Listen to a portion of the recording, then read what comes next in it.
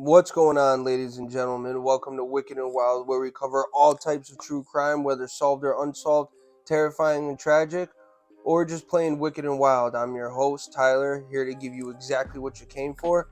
And with that being said, please like and subscribe for more content, and let's get right into it. Prepare yourselves as we journey into the very heart of the Petit Case, unfolding amidst the streets of Cheshire, Connecticut. On July 22nd, 2007, in a seemingly peaceful Connecticut town, a family's life was about to take a horrifying turn. Here we introduce the Petit family, consisting of Dr. William Petit, his wife Jennifer Hawk Petit, and their two young daughters, lived a quiet life, blissfully unaware of the evil forces that lurked just beyond their door. It started as an ordinary summer evening, the kind that masked the impending darkness. But what awaited them was far from ordinary. Two souls, fueled by their insatiable desires, had set their sights on the Petit family, ready to unleash unspeakable horrors upon them. Brace yourselves as you embark on a journey through the depths of human depravity.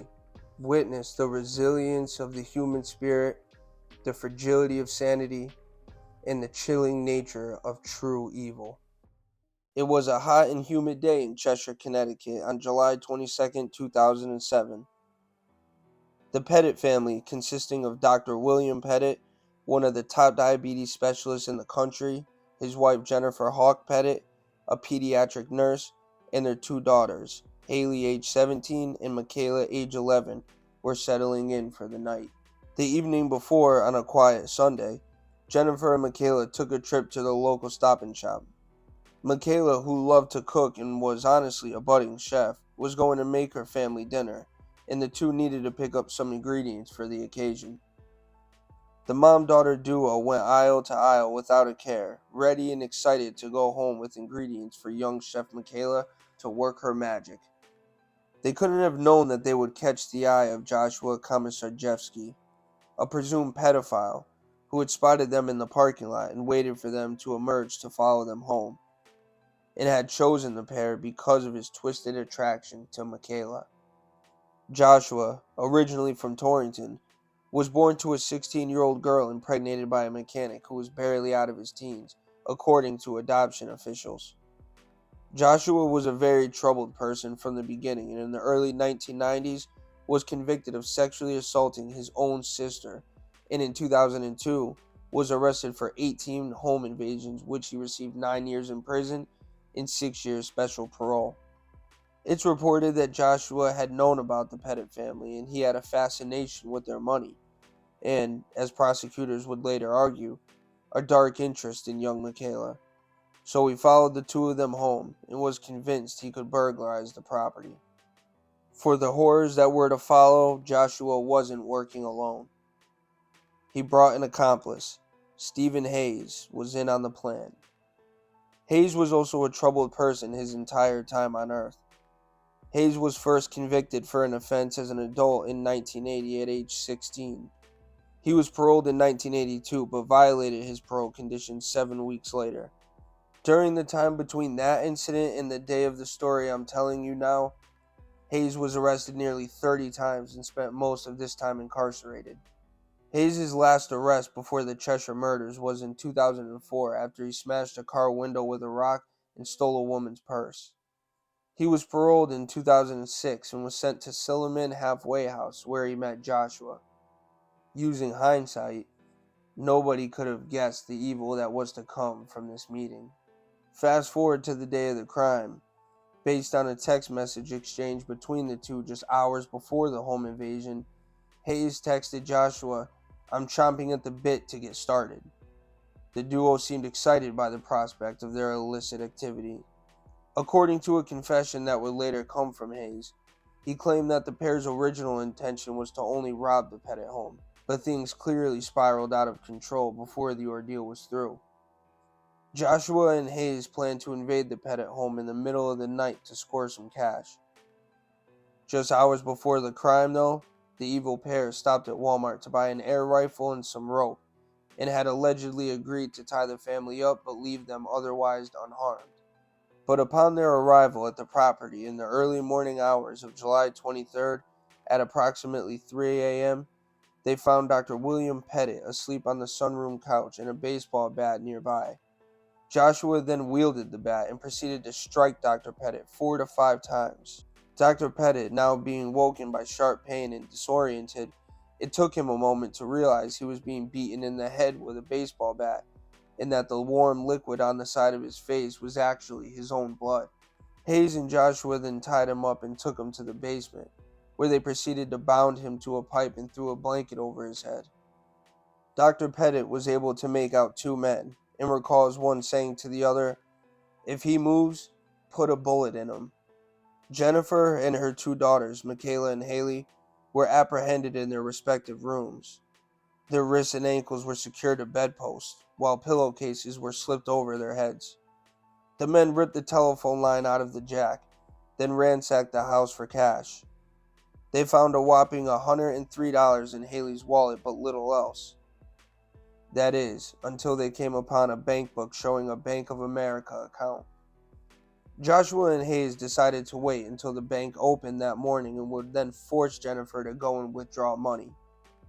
And now, adding kidnapping to their growing list of offenses, Hayes took Jennifer and brought her to the bank around 9 a.m. Monday morning. Hayes demanded the mother withdraw $15,000 under threat of further harm coming to her family.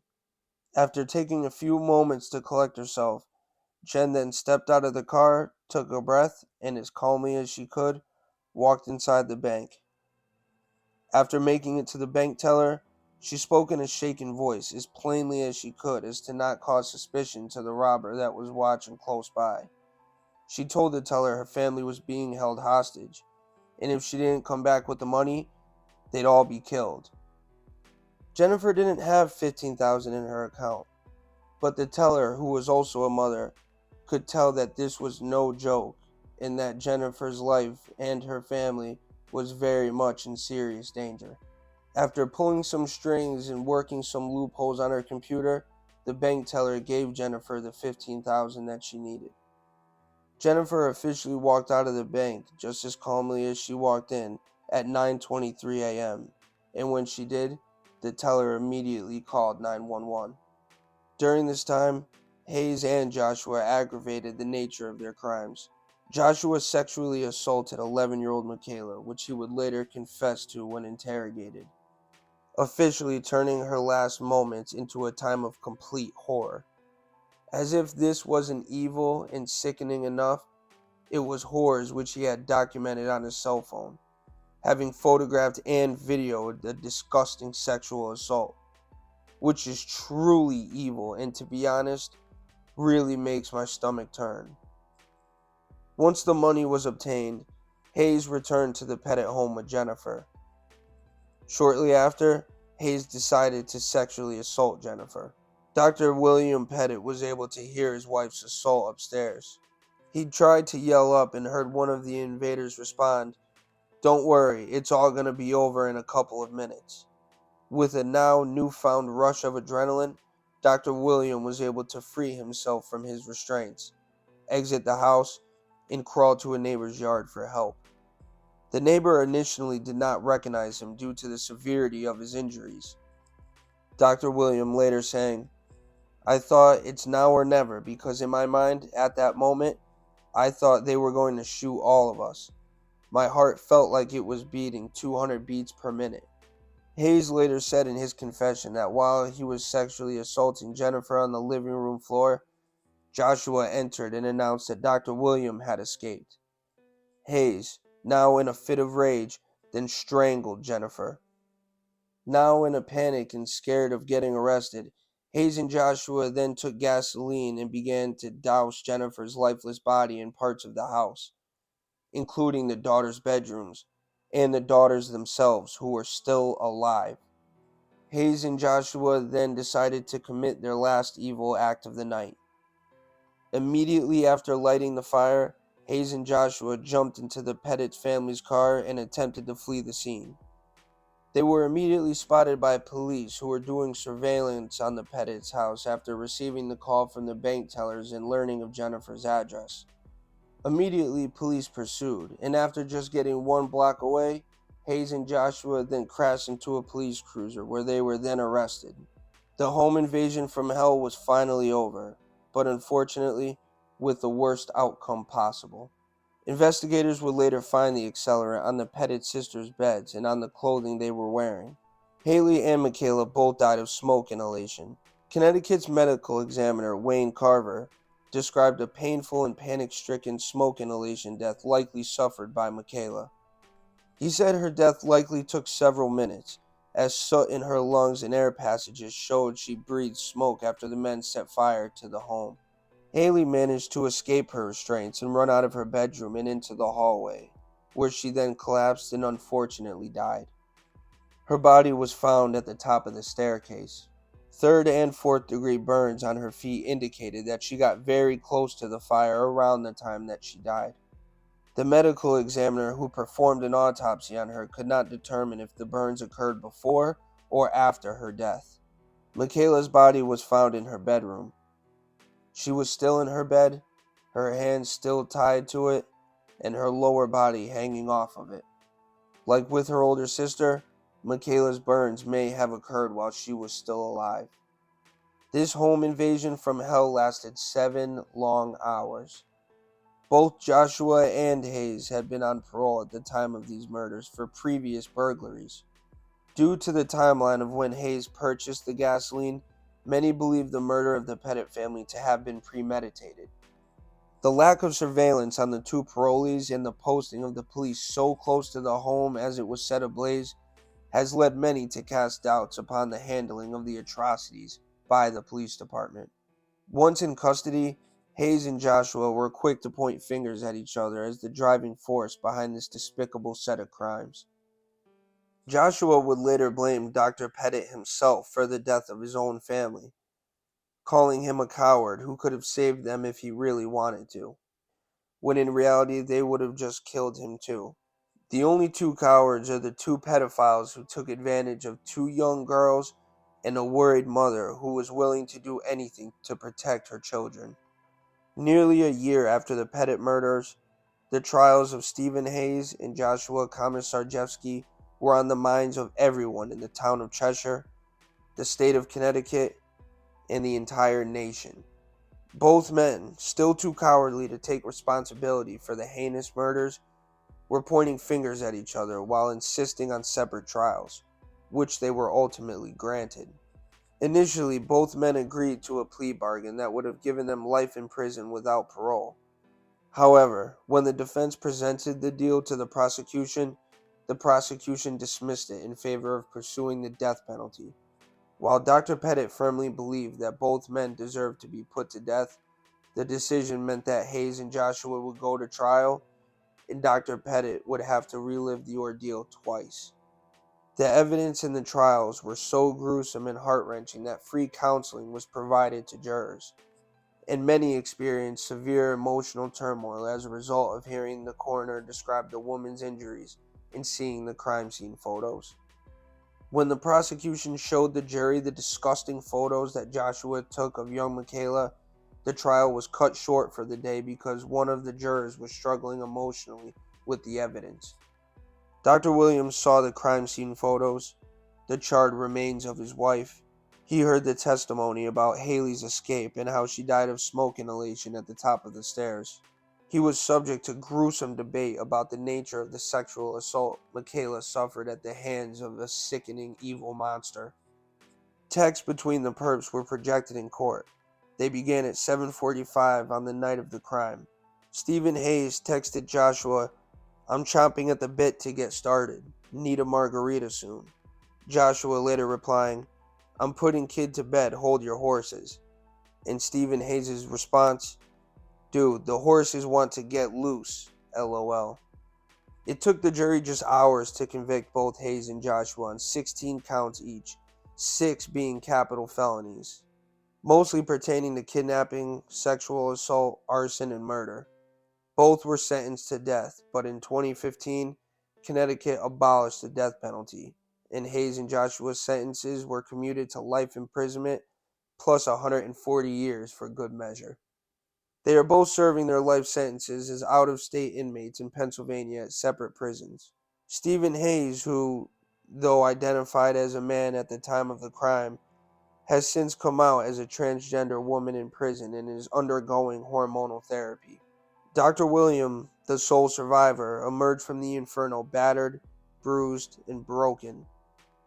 His physical wounds would heal, but the emotional scars would forever haunt him. Along with having to deal with the trauma of losing his family, he also suffered from psychological torment and was recovering from a brain injury, able to sleep only a couple of hours a night, living with his parents, and waking every night at 3 a.m., the same hour he was attacked. In the summer of 2011, Dr. William Petit began dating again shortly before the trial started, and in 2012 had married his new wife. In November of 2013, Dr. Petit and his new wife had a son, William. Today, Petit lives in the in-between. His Twitter feed is full of commentary on his new life in Farmington, Connecticut, on everything from Deflategate to biblical verses to photos of him with his little boy, at the shore, at an air balloon festival, even sitting in a sunflower field. Dr. Petit remains a victim's advocate, creating the Petit Family Foundation to help create good out of evil. And when Connecticut overturned the death penalty, he said the judges disregarded keystones of our government structure. While these two disgraces spend the rest of their lives in prison, Dr. Petit continues to move on, helping others while honoring the memory of his lost family. Justice was served, even if it wasn't to the full extent that those hurt by these severe losses might have liked. And while nothing can bring back the lives of Dr. Petit's family, their cherished memories live on. Jennifer was a beautiful woman who was a nurse and co-director of the health center at a private boarding school. Haley, being an athlete, participated in varsity cross-country, basketball, rowing, and had just graduated as a high honor roll student, all while actively fundraising for multiple sclerosis research, following her mother's diagnosis with that disease, and was scheduled to attend Dartmouth College to study medicine. She also captained a walk MS team called Haley's Hope. Michaela, who was known to be happy and loving at all times, had plans to take over Haley's fundraising after her sister left for college. She had a strong love for cooking and was becoming a real chef, and loved cooking for her family, and had done so the day before the murders. Honestly, this case was very difficult to cover, and not because of lack of information, but because of how disgusting some of these details truly were. I left out a lot of information, and it's for obvious reasons, but you guys can look it up if you really want to know. I remember when this case happened because I'm actually from New England, born and raised, and it was a big deal. I personally believe in an eye for an eye. These two shouldn't have a chance to live life because they took 3 very beautiful lives. I truly believe in living a life that makes you happy, whether that's changing yourself, habits, or the people around you. But when you take 3 beautiful lives as these two did, Stephen Hayes doesn't deserve to undergo hormonal therapy to try and live a better life. Joshua Komisarjevsky shouldn't be able to appeal this case and put Dr. Petit through this torture again. Stephen Hayes, who now goes by Linda, has since done 13 podcast episodes called 15 Minutes With. I wanted to add a couple clips in this video, but honestly, I figured if you guys wanted to watch it, I would just post a link down in the description in case you were interested. To be honest with you, when you hear all the details and what truly happened from the actual evidence, Stephen Hayes just lied and lied and lied on that podcast. He made himself sound so good when listening to that podcast, and you almost thought to yourself, he just got caught up in whatever Joshua Komisarjevsky was doing. But that is not the case. They are both true monsters, and they both played a terrible part in what happened. I could say many more things about this case, but honestly, it's hard enough to just research it and try to write the story. If you guys want any more information, There's tons of it out there, but I hope that Dr. Pettit and his new family are living life and moving on as best as they can. And I really hope Jennifer, Haley, and Michaela are resting in peace. And that's it, guys. So if you like this video, please like, comment, and subscribe for more content. I'm still new at this, so if you guys have any opinions, suggestions, please comment them. I definitely read all comments. Also, comment what you guys think should happen to Stephen Hayes and Joshua Komisarjetsky. I'd really like to know. And that's it, folks. Thank you again. I'm your host, Tyler. Please like, comment, subscribe, and I'll see you guys on the next one.